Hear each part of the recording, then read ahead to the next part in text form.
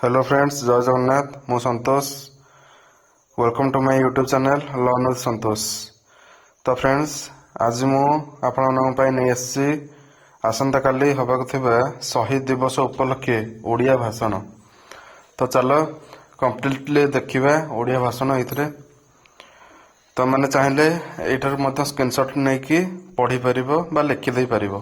तो देखो, सम्माननीय सभापति महोदय, पूज्य गुरुजी और गुरुमा वृंद एवं एठारे उपस्थित मोर छोट भाई और भौणी माने और उपस्थित सहपाठी गण, सर्वप्रथमे मु आपण मानकु शहीद दिवस उपलक्षे अभिनंदन शुभेच्छा जनाउछि।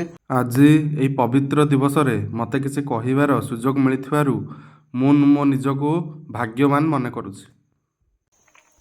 देशप्रेमी, राष्ट्रनायक, जननायक, समाजसेवी, संस्कारधर्मी, आदर्शवादी, अरिंदम, पथ प्रदर्शक, मार्गदर्शक एवं चलित और आगामी पीढ़ी पर आदर्शर सौध निर्माण करिथिबा से देशभक्त मानकर स्मृतिचारण करने निमंते आजिर दिवसटी महत्वपूर्ण अटे।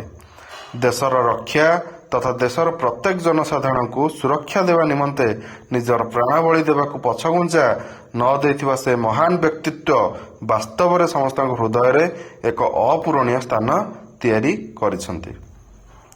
पराधीन अंधकारमय भारत को स्वाधीनतार आलोकरे आलोकित करिया पई आप्राण उद्यम करिथिबा नेता तथा महात्मा गांधी, सुभाष चंद्र बोस, जवाहरलाल नेहरू, लाला लाजपत राय, बाल गंगाधर तिलक, बिपिन चंद्रपाल, सरदार वल्लभ भाई पटेल परी अनेक व्यक्तित्व निजर जीवन को देश सेवार उत्सर्गित कर जाइछंती।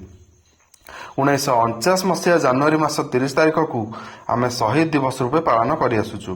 1948 मसीहा जनवरी 30 तारिख में जातिर पिता महात्मा गांधी को गुली करी हत्या कराइथिला एवं सही दिन को मन रखापी आम यह दिवस को शहीद दिवस रूपे पालन कर आसुचे। जनवरी 23 तारिख को मध्य शहीद दिवस रूपे पालन करा जाए, कारण सही दिन भगत सिंह और सुखदेव को निष्पादित कराइथिला। प्रतिवर्ष जनवरी 30 तारिख में महात्मा गांधी को राजघाट ठारे श्रद्धांजलि ज्ञापन कर सकाल 11 घटिका समय नीरव प्रार्थना कराई। परिशेष में मुझे कहबी कि सबसे प्यारा देश हमारा, मेरा भारत महान, जय हिंद।